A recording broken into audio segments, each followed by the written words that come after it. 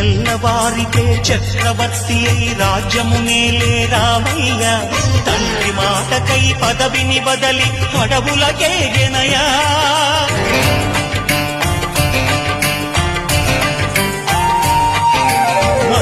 జనులను కావగ వచ్చిన మహావిష్ణు అవతారమయ ఆదిని రక్కసుడపహరించితే ఆక్రోశించెనయా అసురుని త్రుంచి అమ్మను తెచ్చి అగ్ని పరీక్ష విధించెనయా సాగలి నిందకు సత్యము చాటగ కులసతినే విడనాడెనయ నా రాముని కష్టం లోకంలో ఎవరూ పడలేదయ్యా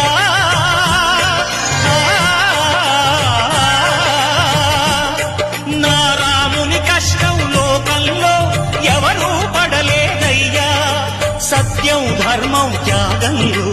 అతనికి సరిలేనయ్యా